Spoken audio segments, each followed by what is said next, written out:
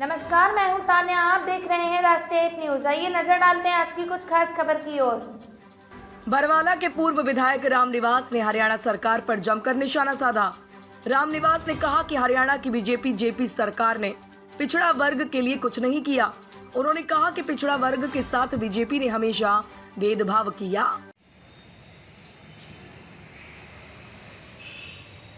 नहीं, मैंने आपको ये बताया था। नहीं, मेडिकल तो अभी डट के होगा, कम लड़ाई भी नहीं लगेगी।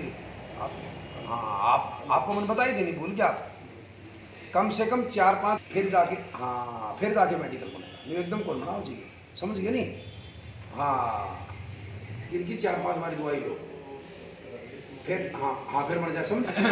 ठीक है जी, ठीक।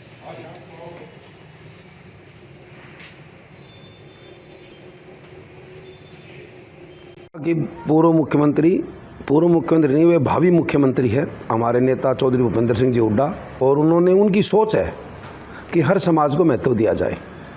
2018 के अंदर जब हमारी रैली थी रोहतक, वहाँ पर भी हुड्डा साहब ने कहा था, जो पीछे चुनाव था 19 का, उससे पहले जो रैली करी थी वहाँ पर भी कहा था कि हम 4 उप मुख्यमंत्री बनाएंगे, और वही बात अब रखी है।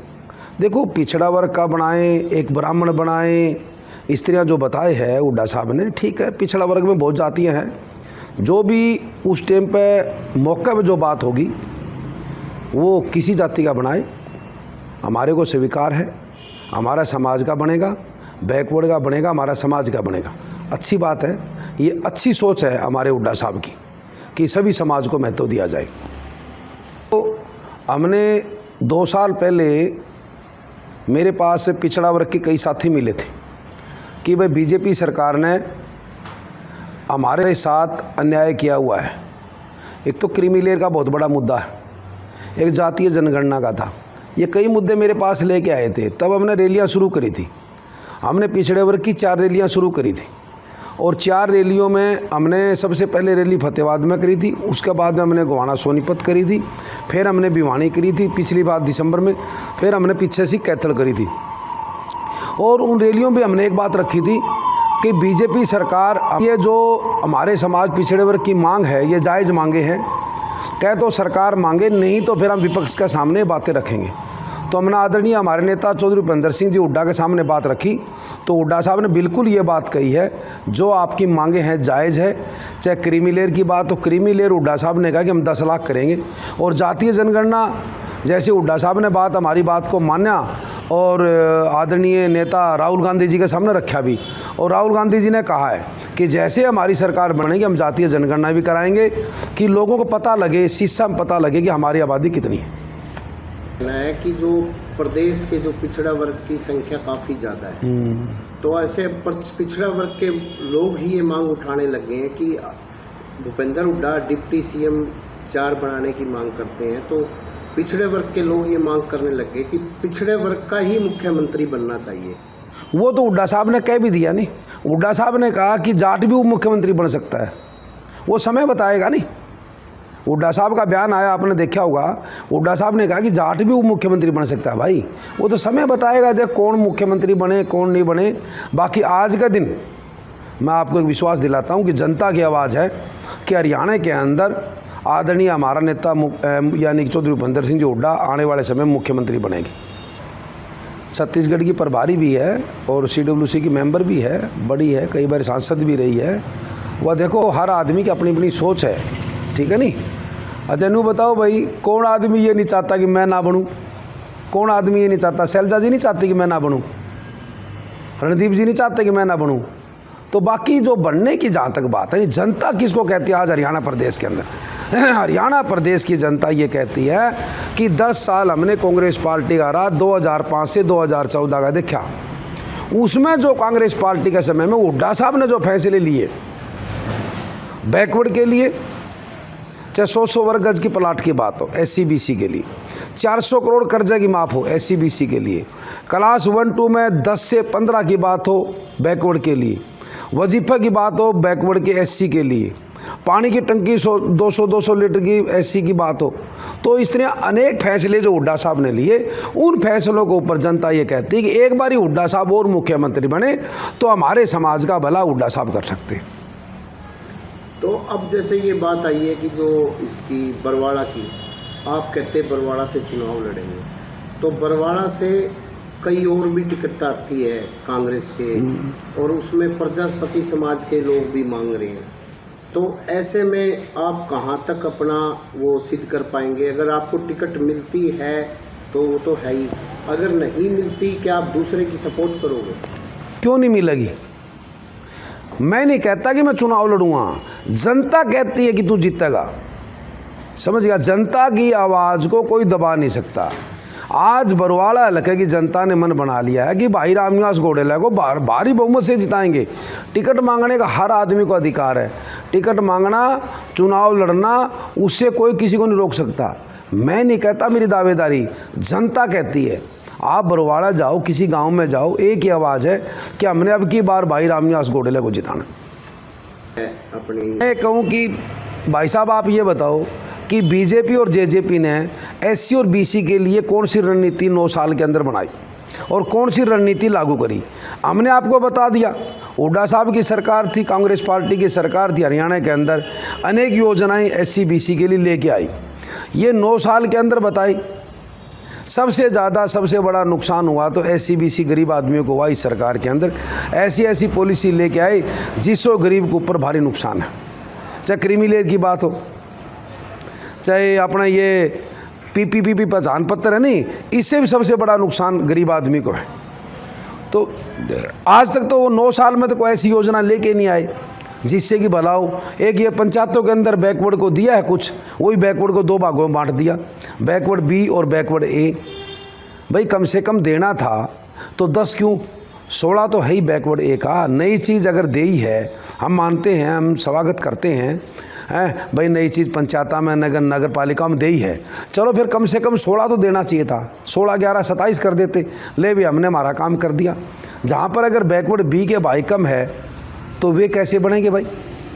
एक दक्षिणी हरियाणा बैकवर्ड बी है और उसके अलावा पूरा हरियाणा बैकवर्ड बी के साथी हैं, तो ये बताओ भाई बैकवर्ड बी के तो कभी बारी भी नहीं आएगी, फिर उनको भी देना चाहिए था। नहीं, 16, 11, 27 पूरा करना चाहिए था पंचायत में, नगर पालिकाओं। सारे अधिकार तो देखो पूरे हुए नहीं। सबसे बड़ा अधिकार तो राजनीतिक अधिकार है। अब की बार कांग्रेस पार्टी से मेरे को उम्मीद है, आदरणीय हमारे नेता चौधरी भूपेंद्र सिंह जी हुड्डा से और हमारे पार्टी के प्रधान चौधरी उदयभान जी से, कि जहाँ जहाँ बैकवर्ड की एक ही बात है, जहाँ मजबूत सीट है, जहाँ पर उनका हक बनता है, ज़्यादा में ज़्यादा सीट, अब की बार ज़्यादा कैंडिडेट बैकवर्ड ए को यानी कि साझेदारी करनी चाहिए। मैं तो ये कहता हूँ, जब राजनीति में हिस्सेदारी हो जाएगी नहीं तो हक तो भाई देखो हमारे नेता चौधरी भूपेंद्र सिंह जी हुड्डा अपना आप दे देंगे, इसमें कोई शक नहीं। मन पूर्ण विश्वास है और समाज ने पूर्ण विश्वास है इस चीज़ का। अगर बैकवर्ड का भला कर सकता है तो ये मात्र एक आदमी है, जो चौधरी भूपेंद्र सिंह जी हुड्डा। तो अगर इसकी बात की जाए अभी बरवाड़ा हल्का की, क्या देखते हैं बरवाड़ा हल्का में? अगर विकास की बात की जाए, क्या क्या आप कमियां देखते हैं? नहीं, सारी कमी आज का दिन हमारे समय में हुआ था 9 से 14 जो काम हुआ बरवाड़ा में, उसका बाद में तो कुछ नहीं काम हुआ। सारा बरवाड़ा पड़ रखा है, आप जाके देखो। बरवाड़ा का दुकानदार से, बरवाड़ा का गरीब से, उनसे आप पूछो बरवाड़ा क्या दुर्दशा है, और ये पूछो कि भाई किसका टाइम में काम हुए, तो एक ही आवाज़ है सिर्फ भाई रामनिवास घोडेला था उस टाइम में काम हुए हैं। उस टाइम में जो काम थे हमने करवाए, चाहे कॉलेज की बात है, चाहे उपमंडल की बात है, चाहे शहीद मदन लाल ढिंगड़ा पार्क की बात है, चाहे बाईपास की बात है, अनेक काम हमने करवाए थे वहाँ पर। बरवाड़ा क्षेत्र की बात की जाए, बरवाड़ा क्षेत्र में आप अपनी दावेदारी कर रहे हैं, प्रजापति समाज के कई लोग हैं जो दावेदारी कर रहे हैं, भूपेंद्र गंगवा भी है, उनका भी है, सुभाष भी, कई तरह के लोग हैं, अच्छी बात जो मांग कर रहे हैं। तो ऐसे में आप भी खड़े होते तो उसमें विरोधाभास नहीं होगा? नहीं, कोई विरोधाभास। देख, चुनाव लड़ना हर आदमी का अधिकार है, टिकट मांगना हर आदमी का अधिकार है।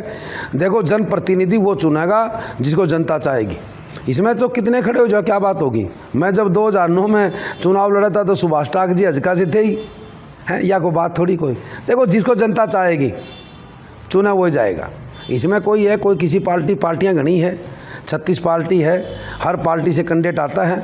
कोई ये थोड़ा कि एक समाज के आगे अगर कोई नहीं है, वो तो जाति पाति नहीं चलती उसके अंदर। कोई एक आधा आदमी होता है जो जाति पाति करता है। हम 36 बिरादरी विश्वास करते हैं, 36 बिरादरी जिसका साथ देगी वो आदमी यहाँ से चुना जाएगा। अब कुछ लोग ये भी मांग उठाने लगे भी बाहर के प्रत्याशी को टिकट नहीं दी जाए बरवाड़ा से। कुछ नहीं, वह उनकी सोच है। बाहर का कौन है? ताऊ देवीलाल जी राजस्थान में जाके चुनाव लड़ ले, जयप्रकाश जी जींद से चुनाव लड़ते थे।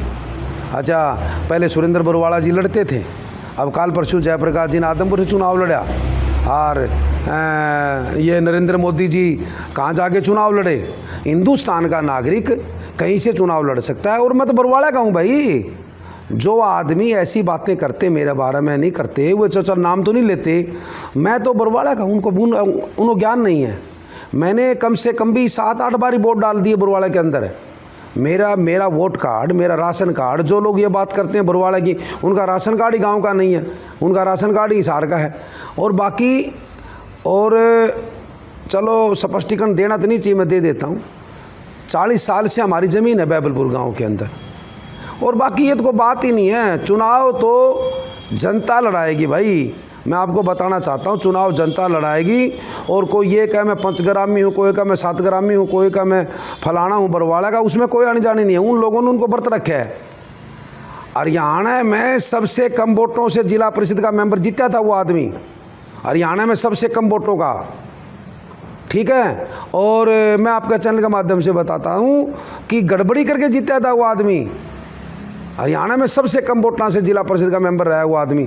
जो ये कहता है कि मान ले हल्का का आदमी होना चाहिए, हल्का क्या हरियाणा का नागरिक, क्या हिंदुस्तान का नागरिक कहीं से चुनाव लड़ सकता है?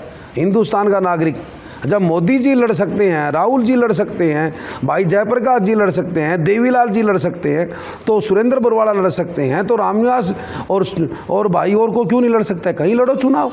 जनता जिसको चाहेगी वो आदमी जीतेगा भाई। इन ड्रामा में कोई आने जाने के ड्रामे तो पुराने हुए कर दे। इन ड्रामा ने देख रखे लोगों ने। करना है, बहुत कुछ करना है। आज तो जो खस्ता हालात है इसको भी ठीक करना है। और बाकी अनेक मुद्दे हैं, उन मुद्दों को समय पर इलेक्शन में बताएंगे कि हमने ये कुछ कराना है। जैसे जैसे बरवाड़ा की जनता मेरे को कहेगी उन्हीं चीज़ों को हम लेकर आगे बढ़ेंगे। पहले बरवाड़ा की जनता की डिमांड थी, मैं जब चुनाव लड़ रहा था उस टाइम पर ये डिमांड नहीं आई जो हमने काम कराए। परंतु चुनाव जीतने के बाद में बरवाड़ा की जनता ने कहा कि रामनिवास भाई अपन ये काम कराने, तो हमने वही काम कराए। हम जैसे चुनाव लड़ेंगे, जब बरवाड़ा की जनता की जो भी मांग आएगी उन कामों को मैं पूरा करूँगा, ये मेरी गारंटी भाई है। वैसे तो बाकी देखो काम तो मैं क्या बताऊं, जनता बताएगी भाई।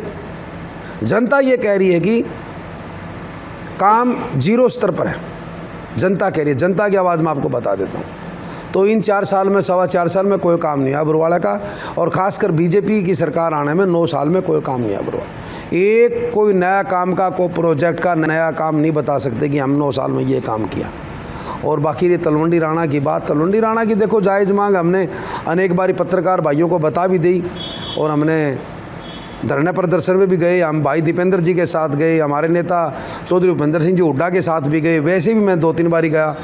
तो देखो बात तो जायज़ मांग। इतना दिन में तो देखो भाई कि मेरा अगर सरकार चाहे तो 1000 किलोमीटर यानी 2-3 किलोमीटर का रोड भी नहीं बना पाई।